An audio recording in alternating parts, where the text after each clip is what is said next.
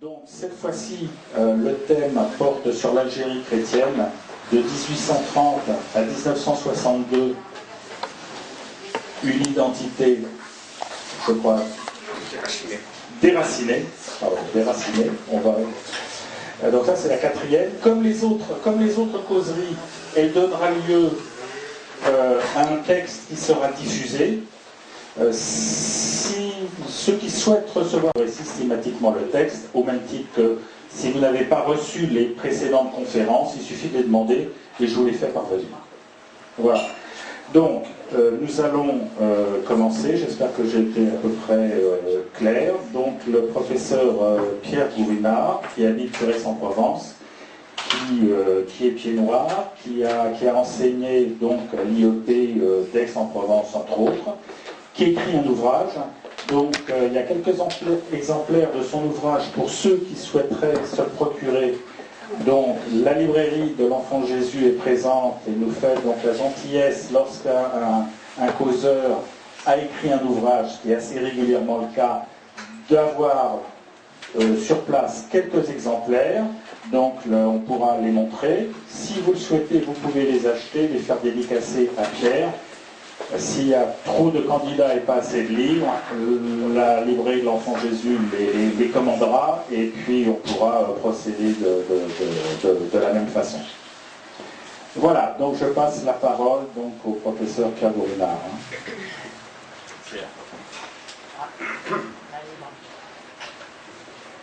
Comment une identité, celle de l'Algérie chrétienne entre 1830 et 1962, comment a-t-elle pu s'installer, se forger, se maintenir et disparaître en 1962 ? Plutôt que disparition, je crois que le terme déracinement est plus adéquat. Alors tout d'abord, malgré la disparition qui était véritablement une éradication complète des communautés chrétiennes en Afrique, le christianisme n'a jamais été complètement absent de ce qui devait devenir l'Algérie.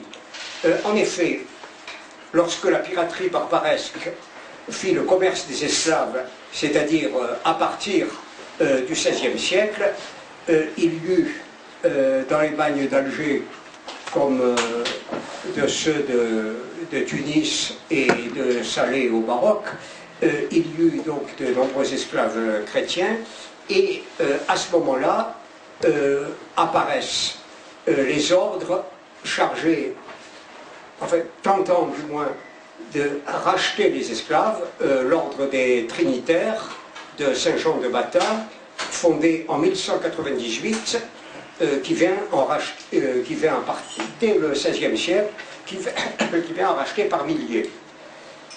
D'autres religieux, surtout ceux de l'ordre de la Merci, fondés par Saint-Pierre Nolasque en 1218, vinrent se joindre à eux.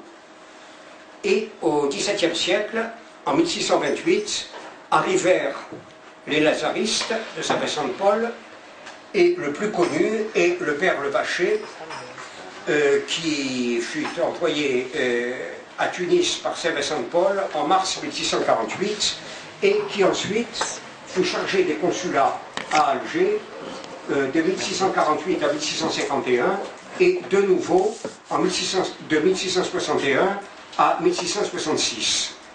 Devenu vicaire apostolique en 1668, le père Le Vacher exerça aussi les fonctions de consul de France. Et comme l'on sait, il périt attaché à la bouche d'un canon sur l'ordre du Dey en représailles à un bombardement d'Alger. Il faut aussi faire mention de la présence espagnole trop longtemps oubliée, et cette présence s'est effectuée entre 1509 et 1790. Oran était en quelque sorte un président, exactement comme le sont encore, avec toute proportion gardée évidemment, Ceuta et Melilla. Et la présence espagnole à Oran a cessé en 1790 à la suite d'un tremblement de terre qui a obligé les derniers Espagnols à se rembarquer.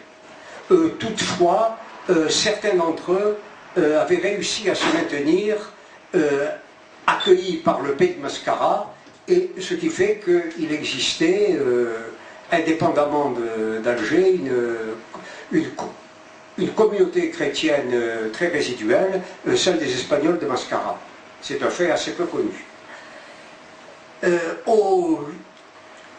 À leur débarquement, en juin-juillet 1830, les Français ne trouvèrent à Alger qu'un seul prêtre, le père Gervasio, de nationalité espagnole, et qui était aumônier du consulat d'Espagne, et de ce fait aumônier des autres consulats catholiques, puisque les relations diplomatiques, si tant est qu'on puisse parler de diplomatie pour la régence d'Alger, avaient été rompues en 1827, au moment du paroxysme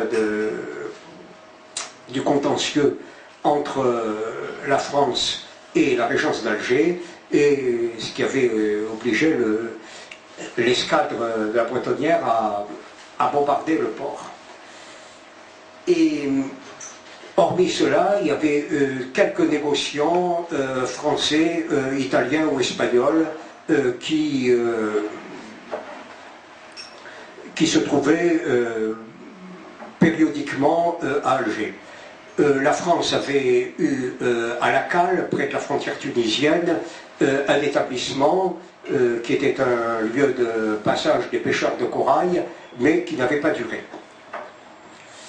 Et le supérieur de l'hospice français d'Alger, hospice créé par les Trinitaires et repris ensuite par les Lazaristes, était parti depuis 1827, depuis justement cette rupture préliminaire du débarquement en 1830.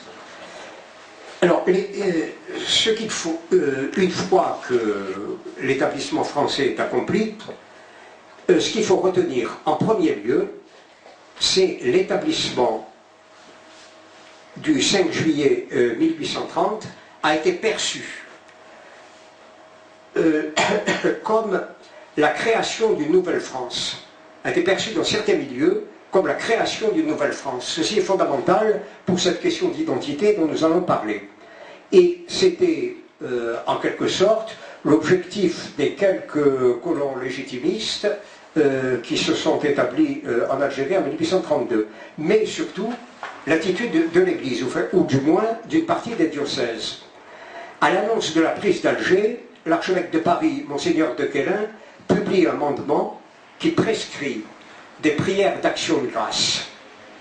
Je cite quelques extraits de ce mandement. « Le Seigneur a exaucé nos vœux, Dieu a béni nos armes, Alger est pris. Le pavillon du roi flotte sur ses remparts. L'insolent pirate courbe maintenant la tête sous l'épée victorieuse de la France et se rend à discrétion. 3 semaines ont suffi pour humilier et réduire à la faiblesse d'un enfant ce musulman naguère si superbe. Ainsi seront traités partout et toujours les ennemis de notre Seigneur et Roi. Ainsi soient confondus tous ceux qui osent se soulever contre lui. » Le lendemain, 11 juillet 1830, Monseigneur de Quélin reçoit Charles X à Notre-Dame pour la cérémonie du Te Deum. L'évêque de Marseille, Monseigneur de Masneau, adresse au grand aumônier de France une requête pour lui proposer d'envoyer à Alger les missionnaires de Provence. Dans cette lettre, écrite 2 jours après la prise d'Alger, Monseigneur de Masneau évoque la reconstitution de la chrétienté d'Afrique et il souhaite l'organisation de cette nouvelle église, qu'elle puisse dépendre de Marseille, ville destinée à se trouver en relation plus étroite avec l'Algérie. Et Monseigneur de Masneau s'exprime ainsi: « Je suis convaincu qu'il y a peu de communautés de missionnaires plus à même que celle des missionnaires de Provence de travailler à cette grande œuvre. Nos relations continuelles avec Alger, les facilités où l'on est à Marseille d'apprendre la langue arabe et de la parler, même avec les naturels du pays, à cause du grand nombre de Levantins qui habitent notre ville. Et tout concourt à faire désirer qu'il soit chargé de cette sainte entreprise. Le neveu de l'évêque et, à l'époque, son coadjuteur, Monseigneur Eugène de Mazenot, aujourd'hui Saint Eugène de Mazenot, fondateur des Oblats de Marie Immaculée, vicaire général et successeur de son oncle, en 1837, agit dans le même sens. Le journal légitimiste de Marseille, lorsque nous parlons de légitimiste, il s'agit des royalistes restés fidèles à la branche aînée.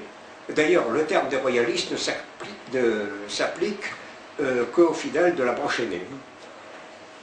Donc la Gazette du Midi insiste sur la mission religieuse de la France et lance de sévères avertissements lorsque le duc de Nemours, second fils de Louis-Philippe, et d'ailleurs le moins bleu des fils de Louis-Philippe, pose la première pierre du péristyle d'une mosquée. Pour le journal, une telle attitude va à l'encontre du but poursuivi. Elle n'assure pas du tout à la France la moindre reconnaissance. Ce qui est moins hors de doute, c'est qu'ils, les musulmans, ont vu avec scandale le prince pénétrer dans la mosquée sans ôter ses bottes. Ainsi, ne faisant qu'à demi les choses, le prince n'a pas réussi même à satisfaire les mahométans. Pire, si le prince a visité mosquée et synagogue, il n'a pas mis les pieds dans l'église. Chose étrange, le christianisme, qui devait commencer la civilisation en Algérie, reste seul, sans aménagement. C'est à peine si l'on ose avouer son existence. Voici pour la première fois la question des rapports avec l'islam et des réactions éventuelles de l'islam posées.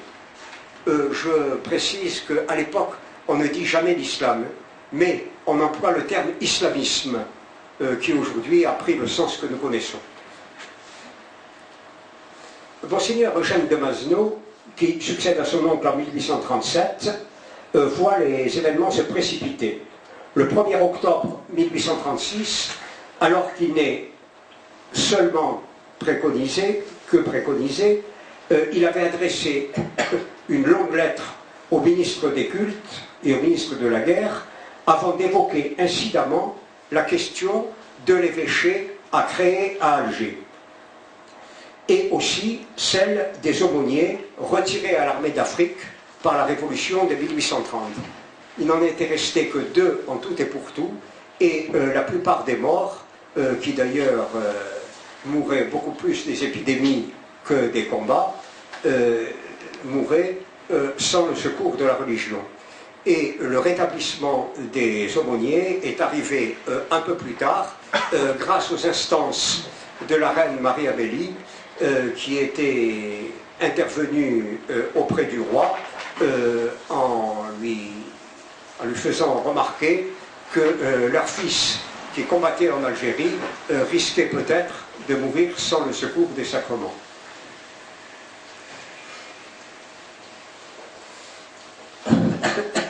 Monseigneur Eugène de Mazenot s'exprime ainsi: « Je sais en outre qu'il se trouve dans l'armée expéditionnaire des soldats de nos contrées méridionales qui ne peuvent se faire à l'idée de n'avoir point de prêtre pour les secourir au moment de la mort. Pour Monseigneur Eugène de Mazenot, la question ne prendra fin que lorsque l'évêché sera établi.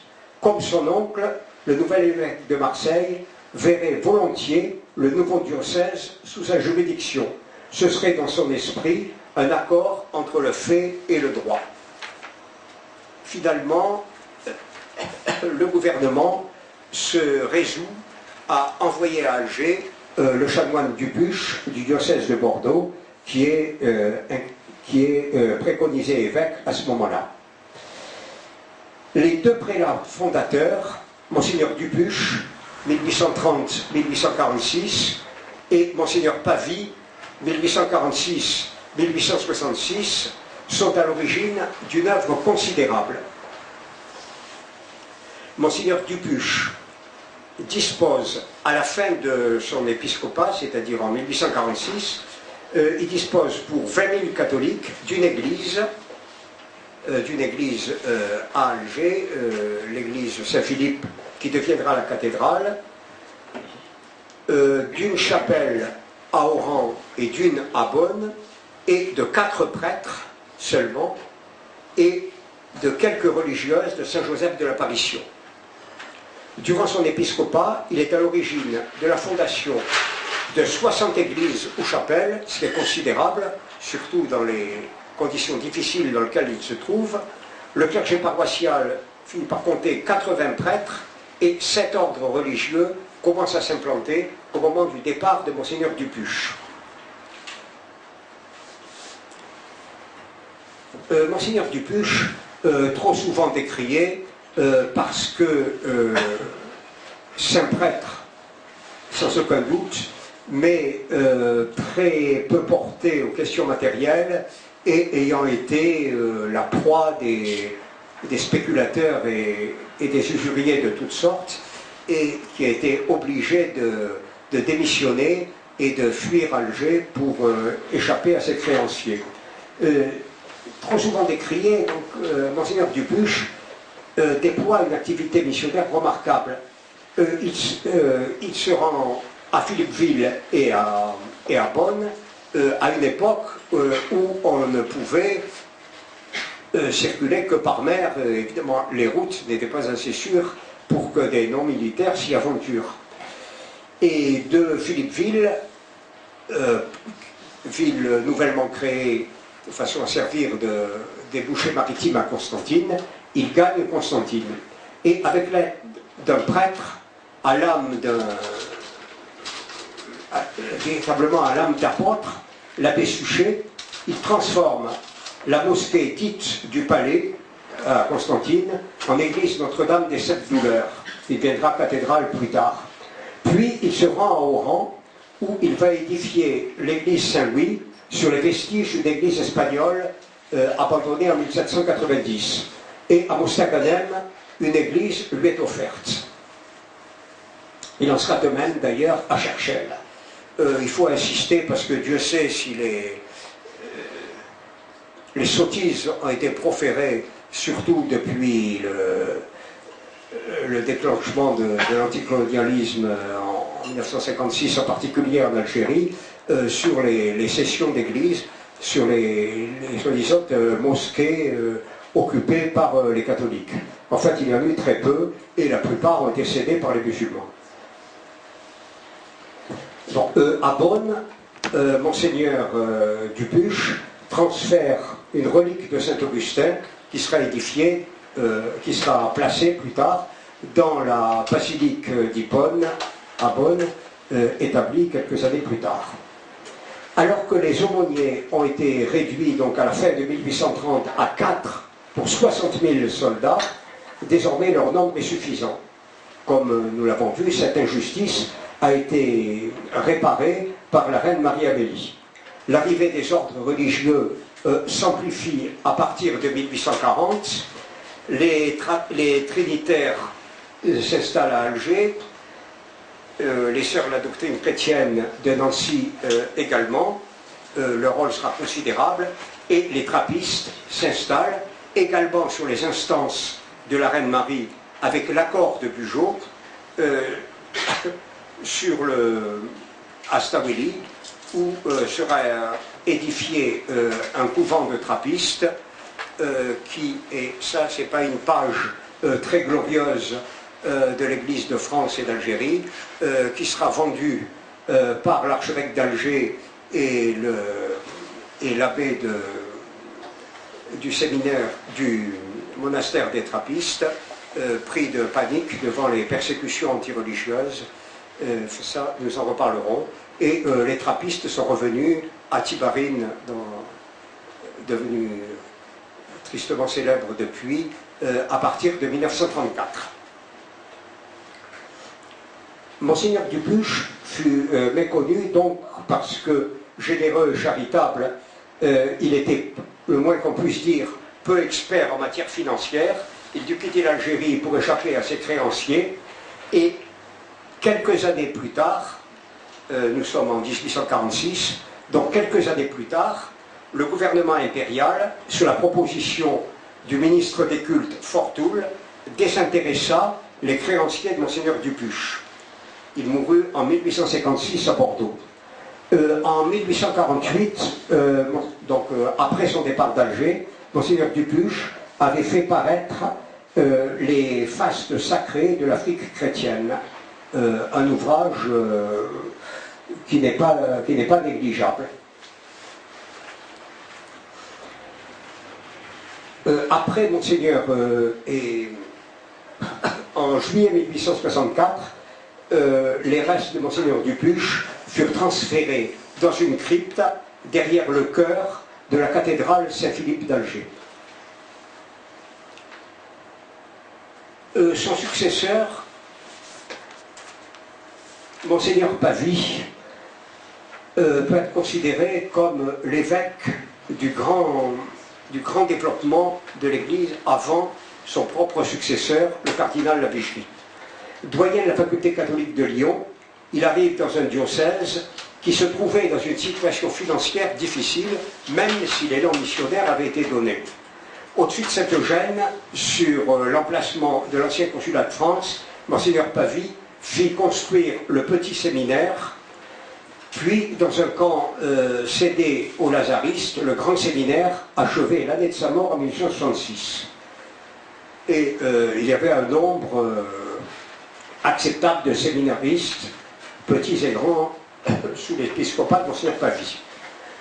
Le 9 mai 1850, à Oran, sur le mont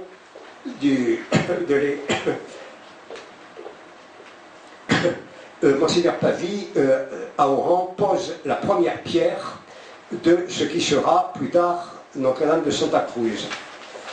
Les frères de Notre-Dame de l'Annonciation s'installent à Visserguine en Oranie, où ils créent une importante exploitation agricole à laquelle nous devons d'ailleurs le fruit appelé la clémentine, qui vient du nom du frère Clément, qui en est l'inventeur. Et les jésuites s'établissent en Kabylie, où ils établissent d'importantes écoles. Comme les trappistes de Stawili, les frères de Notre-Dame de l'Annonciation ont créé un établissement agricole très, très réputé. Devenu archevêque, prenant le titre d'archevêque, Monseigneur Pavie prépare deux nouveaux évêchés à Oran et Constantine qui seront établis en 1867, un an après sa mort. Donc arrive en 1867, malgré le très mauvais vouloir de Napoléon III qui n'appréciait pas son esprit très indépendant, Monseigneur Lavigerie arrive à Alger. En effet, contrairement à beaucoup de prêtres, d'évêques, veux-je dire, de l'époque, Monseigneur Lavigerie n'a rien d'un prélat conciliaire qui, en définitive, se révèle comme se sont révélés plutôt comme de véritables fonctionnaires ecclésiastiques. Monseigneur Lavigerie, fondateur des écoles d'Orient, était parti pour le Liban lors des massacres de 1859-1860. Ensuite, il avait été, encore assez jeune, évêque de Nancy, et c'était là qu'il s'était heurté au gouvernement impérial, et il arrive en Algérie lors d'une période de famine, celle de 1867, et il participa à sa première grande œuvre, la seconde étant la création des Pères Blancs. Cette première grande œuvre, c'est le sauvetage des populations musulmanes décimées par la famine. Et Monseigneur Lavigerie ouvre un orphelinat à Ben Aknoun, près d'Alger. Et les démêlés commencent avec les autorités locales. Monseigneur Lavigerie est désireux de baptiser les enfants, mais les enfants rescapés de la famine, mais le gouverneur général, qui est pourtant, contrairement à ses prédécesseurs, un catholique fervent et pratiquant, qui est le maréchal de MacMahon, s'y oppose, enfin s'oppose à tout prosélytisme religieux en raison des engagements pris par la France en 1830. L'archevêque fait venir aussi des prêtres espagnols qui fondent à Alger la chapelle espagnole, connue plus tard sous le nom d'église espagnole. Et au début des années 1880, Monseigneur Lavigerie est arrivé vers 1867, donc au début des années 1880, le nombre des séminaristes dans le diocèse d'Alger oscillait autour de 80. Donc c'est un signe évident de la persistance d'une vitalité. Missionnaire dans l'âme, Monseigneur Lavigerie entendait poursuivre son action missionnaire dans le cadre africain. Et c'est ainsi que furent créées la Société des missionnaires d'Afrique, plus connue sous le nom de Père Blanc, et celle des Sœurs Blanches, qui était la branche féminine.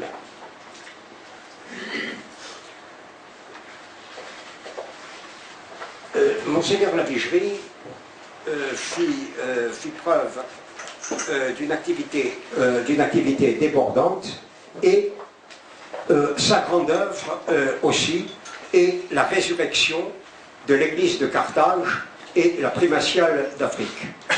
Il y avait en Tunisie, régence de Tunis à ce moment-là, il y avait en Tunisie une situation un peu différente de celle de l'Algérie, en ce sens qu'il existait dans les principales villes, Tunis, Carthage, Bizerte, enfin les villes du nord, Sousse également d'ailleurs, une communauté chrétienne plus importante, composée de Français, d'Italiens et de Maltais. Les Italiens étant même les plus nombreux, ce qui a créé plutôt en 1881 pas mal de difficultés diplomatiques. Donc, Monseigneur Lavigerie a été préconisé évêque de Carthage, et dans son esprit, et il avait été approuvé par les papes Pie IX et Léon XIII à partir de 1878.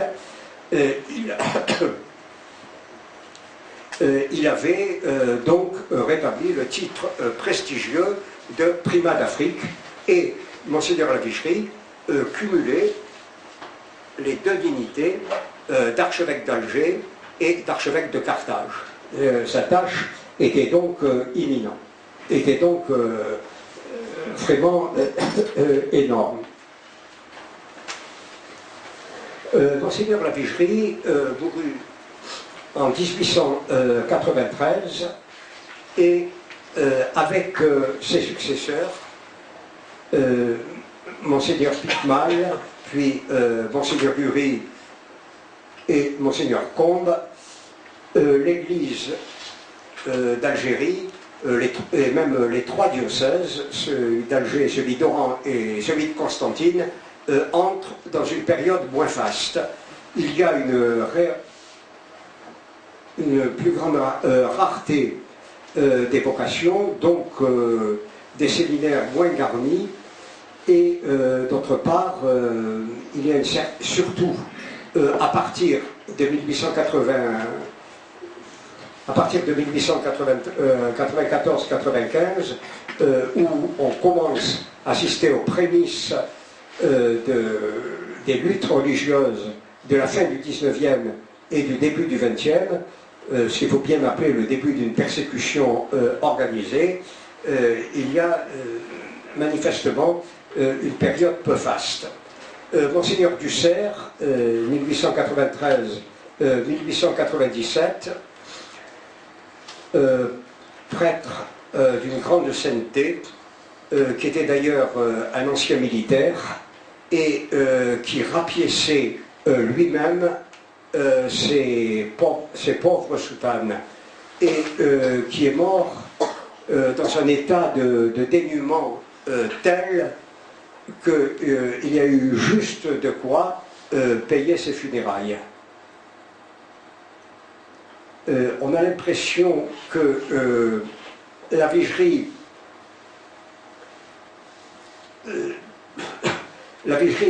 était craint, il impressionnait le personnel républicain, fortement anticlérical, mais lui disparu, il y a eu un effondrement de la chrétienté. Après lui, après Monseigneur Dussert, Monseigneur Houry, 1897-1908, pardon, était le type même du prélat concordataire dont si j'ose dire, dont la devise épiscopale aurait très bien pu être « surtout pas d'histoire ». Monseigneur Houry appartenait, comme hélas beaucoup d'autres prélats en France à ce moment-là, à cette génération concordataire qui cérébralement ne pouvait pas penser que l'on puisse être en conflit avec un pouvoir qui ne voulait tout sauf du bien à l'Église. Et Monseigneur Houry, et d'autre part, ajoutons aussi la persistance d'un fléau qui, depuis fort longtemps avant même 1789, voire le siècle des Lumières, gangrenait l'Église de France, c'est le jansénisme, c'est le gallicanisme. Le gallicanisme, très souvent, imprégné de jansénisme. Ceci a fait beaucoup de mal à l'Église de France. Et donc, au moment après la séparation de l'Église et de l'État, au moment du paroxysme des persécutions, Monseigneur Houry vend le domaine de la Trappe. Et découragé, il avait tout fait pour se décourager lui-même d'ailleurs, découragé, il demande à Rome d'accepter sa démission. Rome fait appel alors à Monseigneur Combes. Monseigneur Combes était évêque de Constantine lorsqu'en 1893 il avait été désigné pour remplacer le cardinal Lavigerie à Carthage. Donc les deux diocèses celui de Carthage, création de la Vigerie, avait été dissocié à sa mort. Mais Monseigneur Combes, et c'était imprudent vu son grand âge et vu la situation difficile de l'Église, Monseigneur Combes a cumulé aussi les deux diocèses. Il a tenu à ne pas abandonner Carthage, mais Rome lui a conseillé, voire même imposé, un auxiliaire, Monseigneur Picmal, qui était un auxiliaire mais pas un coadjuteur avec droit de succession. Le choix était d'ailleurs très bon parce que, en dépit de difficultés effroyables, Monseigneur Picmal fut à l'origine de pas mal de créations, et en particulier il est à l'origine de la fondation à la cathédrale d'Alger de la messe des hommes. L'abbé Bellon, devenu prélat de sa sainteté, Monseigneur Bellon, archiprêtre de la cathédrale, avait repris en main les jeunes gens dans le cercle de main, appelé ainsi en l'honneur du grand orateur mort en 1914, et les foules se pressaient au sermon de Monseigneur Bellon le dimanche à 11h à la cathédrale d'Alger. L'affluence devait être considérable dans ces années 1920 et sans aucun doute, elles ont permis un renouveau de l'Église d'Algérie. Pour des raisons d'âge et de santé, Monseigneur Combes demanda finalement au Saint-Siège de le démettre de sa charge d'archevêque d'Alger en fin 1919. 2 ans plus tard, il se retirait aussi de Carthage. Et son successeur, Monseigneur Leno, dans le grand épiscopat dure de 1917 à 1953, Monseigneur Leno, ancien secrétaire du cardinal Lavigerie, fut vraiment le restaurateur de l'Église d'Afrique. Monseigneur Leno, né en Ardèche en 1863 et ordonné prêtre à Alger en 1888 par le cardinal Lavigerie, était devenu l'année suivante secrétaire du cardinal et, à la mort de Monseigneur Lavigerie, il fut ensuite, en Tunisie, toujours, curé de la Goulette, puis de Sousse. Excellent archéologue, il fut à l'origine de nombreuses fouilles, dont celle d'Adrumette en particulier. Dès son arrivée à Alger, Monseigneur Leno se consacra à reconstituer un diocèse gravement éprouvé. Renouveau qui, au même moment d'ailleurs, se produisait dans les diocèses d'Oran et de Constantine, eux aussi dans une situation difficile. En 1930, au moment du centenaire de la conquête, l'Algérie comptait 320 paroisses, 567 églises ou oratoires, dont 50 pour le seul Grand Alger, 600 prêtres séculiers et réguliers, donc c'est bien un témoin de renouveau. En 1951, Monseigneur Leno reprit possession du grand séminaire de Cuba, qui avait été confisqué en 1905, et c'est là où, 2 ans plus tard, il fut inhumé dans sa coupole le 10 août 1953, dont les Algérois qui survivent ont gardé un souvenir ému et impressionnant. Bon, quelles étaient les réactions de cette communauté chrétienne? Bon, il est évident que l'Église d'Algérie avait des caractères spécifiques qui tenaient au peuplement, l'origine ethnique, chrétien d'origine métropolitaine, d'origine espagnole, d'origine italienne, d'origine maltaise, pour la presque totalité, et sans compter aussi les nombreux métropolitains qui se fixaient en Algérie, fonctionnaires et militaires qui se fixaient après leur retraite. Ceci s'est toujours produit. Et c'est une sorte de christianisme qui tenait à certaines influences, qui n'est pas exclusive, mais certaines influences espagnoles, italiennes, enfin disons méditerranéennes en général, et un christianisme très démonstratif qui n'était pas toujours perçu en métropole, et comme nous allons le voir, ce fut hélas une tragédie à l'arrivée de Monseigneur Duval. Enfin, n'anticipons pas. Il y eut des luttes à l'intérieur de l'Église. Je fais allusion, il faudrait en parler plus longuement, mais je n'ai pas le temps. Enfin, je développe la question dans mon ouvrage, la question de l'Action française, et je me limite simplement à ceci. Lorsque le 10 juillet 1939, Pie XII leva la condamnation de l'Action française,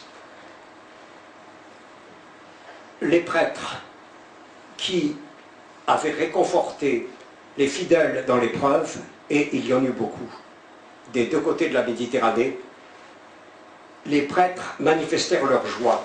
Ce fut le cas d'un prêtre du diocèse de l'Oranie, l'abbé Munoz, curé de Georges Clémenceau, près de Mostaganem. Il faut dire quelques mots sur ce prêtre, qui je prends comme exemple de prêtre algérien.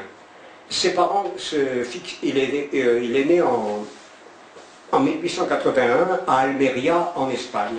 Et ses parents se fixèrent à Oran en 1886. Il avait donc 5 ans. Il fut élève de l'école d'Eckmühl, il entra au grand séminaire d'Oran et il termina ses études à la faculté catholique de Toulouse de 1902 à 1904. Il fut ordonné prêtre en 1905, fils d'étranger, il opta pour la nationalité française à sa majorité. Mobilisé le 2 août 1914, il fit la campagne des Dardanelles. Médaillé militaire, titulaire de la Croix de guerre, il fut nommé après sa démobilisation aumônier de l'Institut Sonis, institut établissement catholique réputé en Oranie. Et ensuite à Sidi Bel Abbès, exactement. Et ensuite curé de Georges Clémenceau, près de Mostaganem.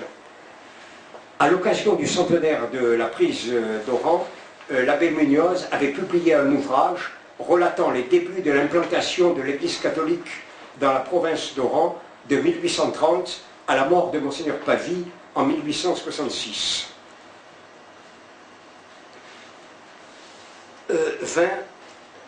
Les années de la guerre d'Algérie. Mais il y eut en quelque sorte une préhistoire à cette guerre d'Algérie. Et sous l'influence d'André Mandouze, universitaire, normalien, spécialiste de Saint-Augustin, auteur d'ailleurs d'une excellente thèse sur Saint-Augustin, mais chrétien progressiste, qui avait été l'un des fondateurs de témoignages chrétiens clandestins pendant l'occupation, ce qui ne l'avait pas empêché d'ailleurs, dans les années précédentes, de publier des articles dans des revues émanant du gouvernement de Vichy. Bon, avec André Mandouze, devenu chargé d'enseignement à la faculté des lettres d'Alger, il était en train de...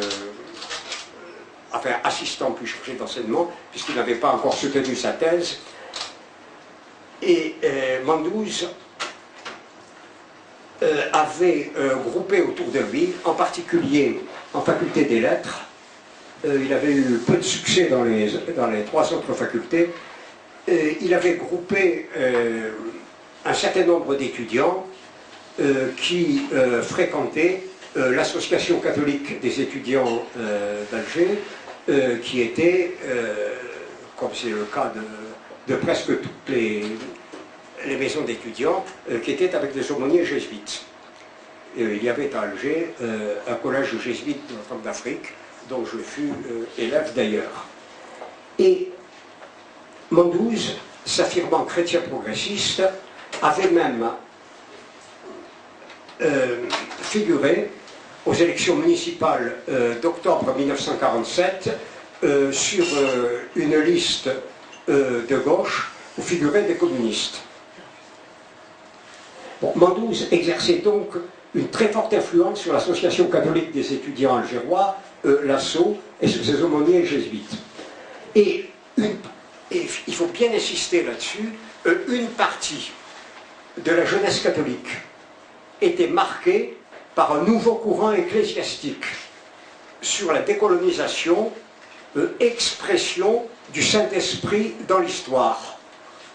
C'était l'expression propre que je n'invente pas, et qui d'ailleurs a été reprise ensuite en Amérique du Sud par les théologiens de la libération.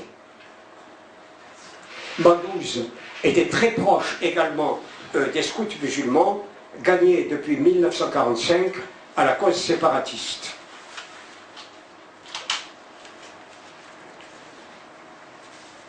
Et donc Monseigneur Leno meurt en août 1953. Il avait depuis 1948 un auxiliaire, Monseigneur Pigné, qui venait de la faculté catholique d'Angers, prélat d'une très grande distinction, d'une très grande culture et une très grande sainteté également, et qui ne put pas lui succéder. Et c'est alors que, en mars 1954, le diocèse d'Alger hérita de l'évêque de Constantine, Monseigneur Duval, tandis que Monseigneur Pigné devenait évêque de Constantine. Je disais tout à l'heure qu'il y avait beaucoup à dire sur Monseigneur Duval, il y a, je crois, peu ou beaucoup à dire en essayant le plus possible de ne pas transgresser à la charité. Quoi qu'il en soit, Monseigneur Duval arrivait à Alger avec, si j'ose dire, une réputation sulfureuse qui lui venait de ses diocésains de Constantine. Il a réussi, je crois, ce tour de force de s'aliéner dans 2 diocèses successives pratiquement tous ces diocésains. Bon, l'apport, il y a, je crois, une question psychologique sur laquelle il faut insister, sinon nous ne comprenons pas la suite et nous ne comprenons pas ce que signifie ce terme d'identité déracinée. Il y eut chez Monseigneur Duval une prédisposition à une absence complète de psychologie. Bon, avant de gagner Constantine en 1946, il avait été professeur au séminaire de Chambéry et pour des raisons d'ordre psychologique, il n'avait jamais pu se faire à l'Algérie, contrairement à ses prédécesseurs. Contrairement au cardinal Lavicherie en particulier. Bon. Et il a toujours évité tout ce qui aurait pu être non seulement un contact avec ses diocésains, mais encore quelque part dans l'épreuve des années 1954-62, ce qui aurait pu être des paroles de réconfort. Visage froid et sévère, une voix déplaisante et surtout des préjugés. Ainsi, il avait tenu à une délégation d'étudiants venus au moment précis où la situation s'aggravait dangereusement, à une délégation d'étudiants venus ne serait-ce que demander des paroles de réconfort. Il avait tenu ces propos qui 53 ans après me font encore froid dans le dos. Et il avait dit ceci: bon, le départ des chrétiens d'Algérie, enfin de la majorité d'entre eux, n'est pas un dommage pour l'Église, puisqu'il ne restera qu'un petit nombre, celui des fervents, de ceux en quelque sorte qui, il n'a pas osé dire qu'ils ne sont pas damnés, mais enfin qui restent encore pourvus de la grâce. Bon, autrement dit, pour ne pas pousser les choses plus loin, je m'excuse peut-être d'insister sur cet aspect psychologique, il y avait une absence complète de sympathie, non seulement pour ses fidèles, mais encore pour son clergé. Bon, pour le clergé, la situation était très claire. Les 99% du clergé diocésain est resté proche de ses paroissiens. La plupart des ordres religieux, à 2 exceptions, la majorité, pas la totalité, des dominicains et la quasi-totalité des jésuites, à part cela, il n'y a pas eu de crise majeure à l'intérieur du clergé algérien. Mais il est difficile d'oublier que Monseigneur Duval n'a pas eu un mot après le véritable massacre du 26 mars 1962 sur la rue d'Isdu. Alors que Monseigneur Lacaste, le 5 juillet de la même année 1962, devant les massacres encore plus graves d'Oran, avait eu les mots qu'il fallait. Et il en est subsisté d'ailleurs au moment de l'Exode une différence fondamentale entre les prélats, alors que Monseigneur Duval n'a eu qu'une méconnaissance méprisante vis-à-vis de son clergé et vis-à-vis de ses diocésains, en qui il ne voyait d'ailleurs que les chrétiens, c'est sa propre expression, hein, que les chrétiens de la rue Michelet. Pour qui n'est pas algérois, la rue Michelet était la principale artère d'Alger. Ce qui d'ailleurs prouvait bien sa méconnaissance de son diocèse, parce que les quartiers plus populeux et populaires n'enviaient pas la rue Michelet, et à part quelques inévitables frictions, il n'y avait pas de mépris, il n'y avait pas d'esprit de caste. C'est un défaut dont nous étions assez largement prémunis en Algérie. Tandis qu'au contraire, l'attitude de Monseigneur Lacaste, qui fut appelé ensuite familièrement l'évêque de la diaspora lorsqu'il quitta Oran, et Monseigneur Pigné à Constantine, et après son départ de Constantine également, fut toujours, et jusqu'à leur mort, de contact permanent avec leurs anciens diocésains. Alors, nous arrivons justement au déracinement. Après le... Bon, pour les déracinements, bon, multiples aspects. Bon, pour les prêtres, c'est posé la question de l'accueil et de l'intégration dans les diocèses métropolitains. À ce sujet, je recommande, bien qu'il ne soit pas dans le commerce, et pour cause, puisque c'est un mémoire de Master 2 en histoire, c'est celui de M. Romain Mégy, des oubliés dans l'Église, point d'interrogation, hein, l'Église catholique et les rapatriés d'Algérie, de 1962 à nos jours, dans les diocèses d'Aix-en-Provence et de Marseille, soutenu à l'Université de Lyon 3 en 2005. Bon, de très nombreux témoignages parlent d'une indifférence, voire d'hostilité, venant de certains prêtres métropolitains et surtout de certains évêques. Alors, surtout, ne généralisons pas. Toute généralisation est injuste.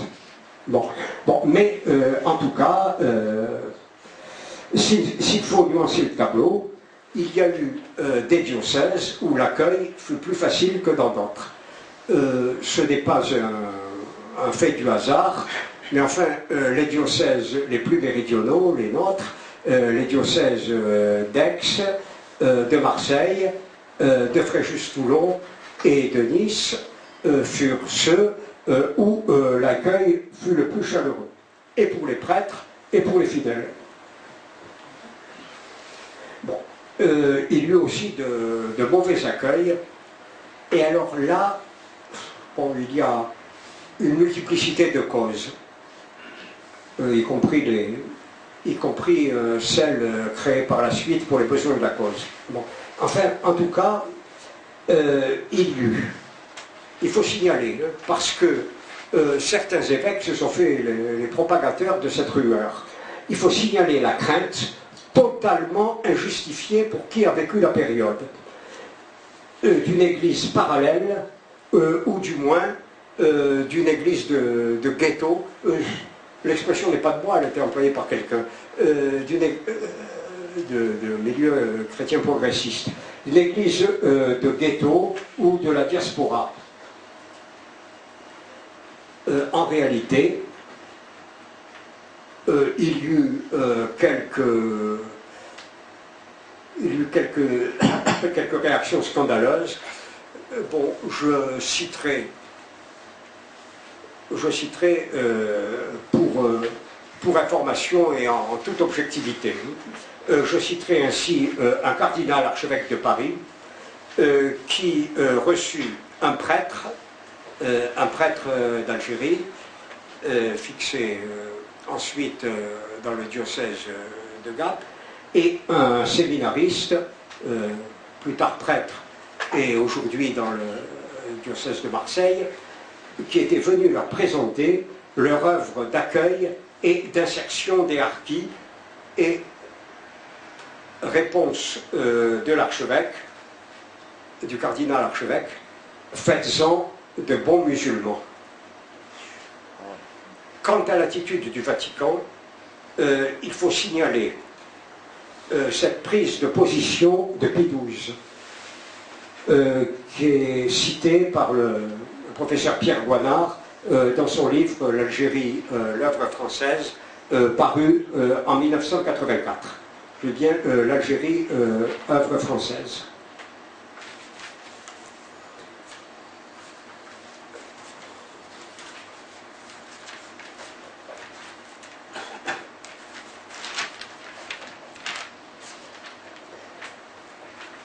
Pour Pie XII,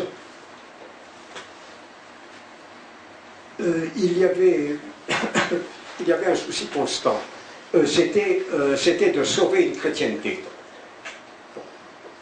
Et si Pie XII avait parlé dans les années 50 à plusieurs reprises d'une légitime autonomie des territoires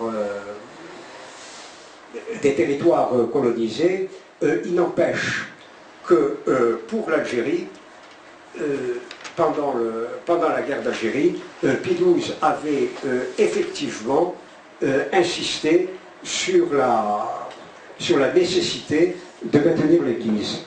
Il s'exprimait ainsi: quand des catholiques,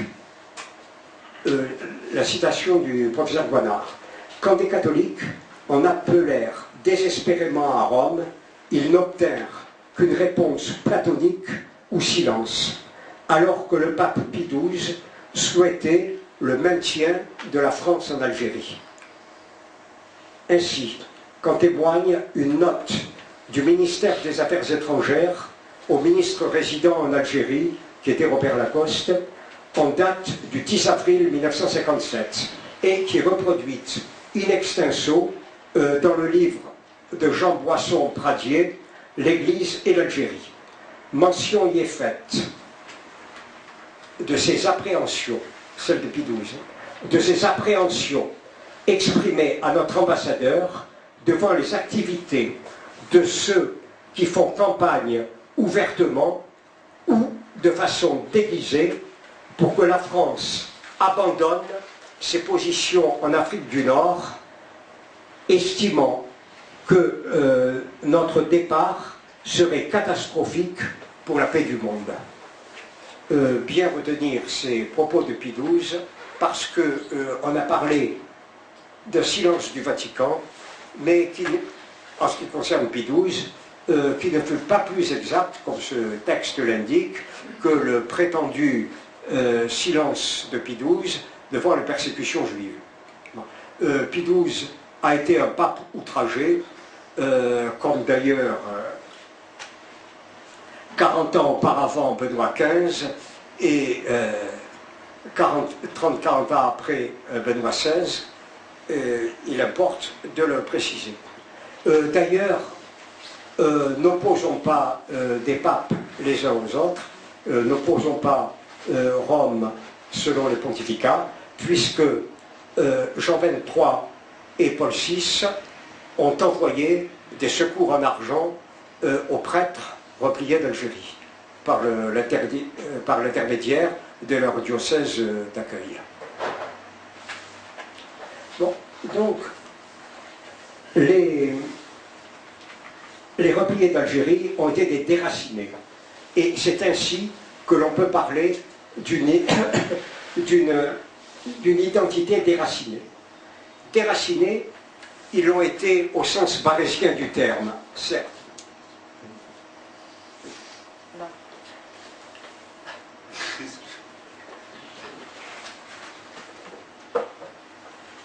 Déracinés, ils ont été au sens barésien du terme. Une circonstance aggravante, malgré tout, à savoir l'impression d'avoir été trahis par leur propre pays, ou du moins par leur propre gouvernement, puisque il n'y a pas de responsabilité collective d'un peuple. Le grand écueil fut certes l'incompréhension. L'incompréhension de ce que pouvait être ce déracinement. Je ne citerai qu'un cas qui illustre bien ce qui pouvait être une méconnaissance de la réalité, même avec les meilleures intentions du monde. L'abandon des harkis par le gouvernement de 1962 est trop souvent considéré comme, je traduis en quelque sorte ce que j'estime être une aberration.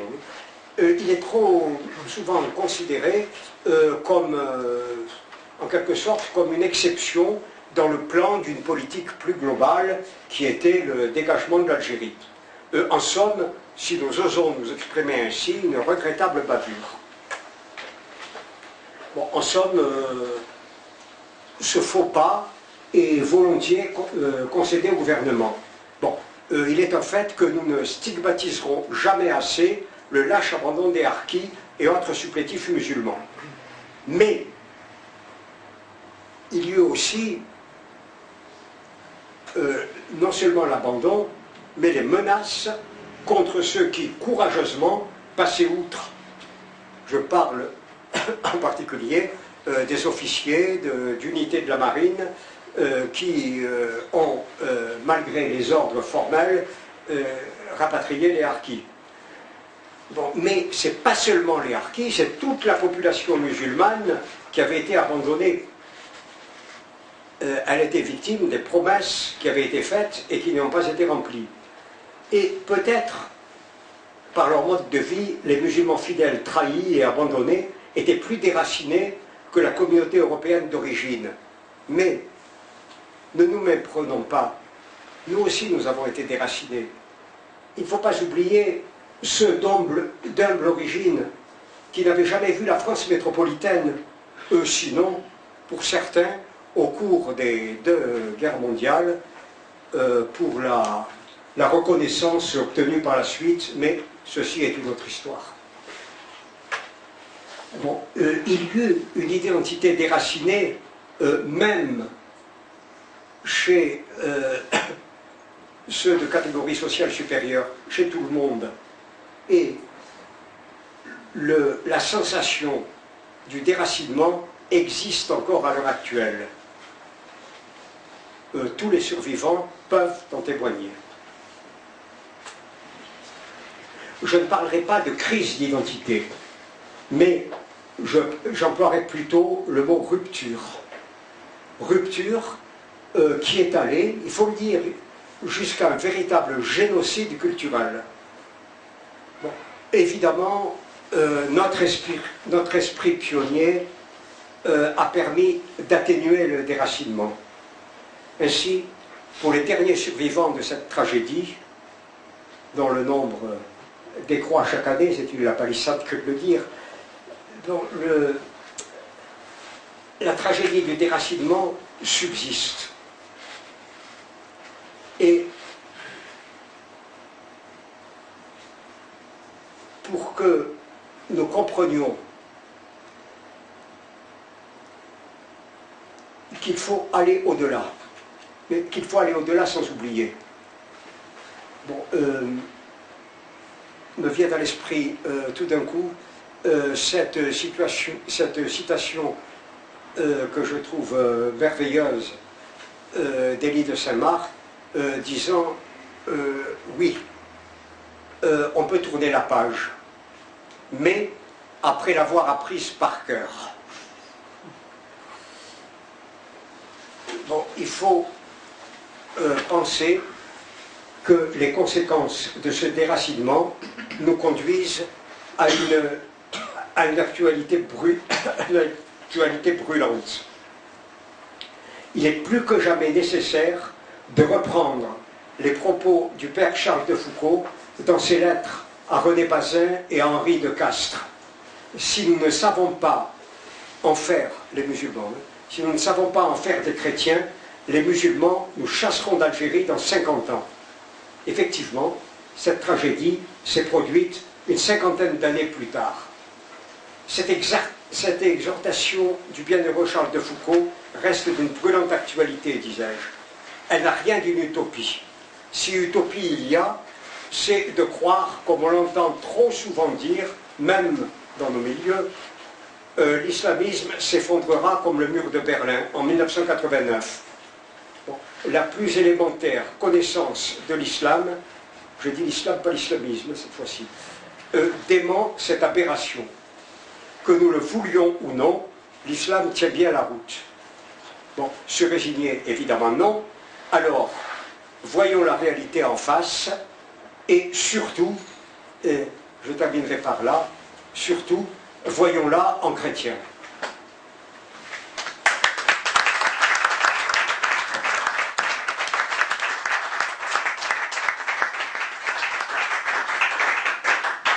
Bien, merci Pierre. Donc, je vous propose de passer à la commande des pizzas. On ne peut pas attendre. Bon, ceux qui le souhaitent, je vous propose de directement passer commande tout de suite.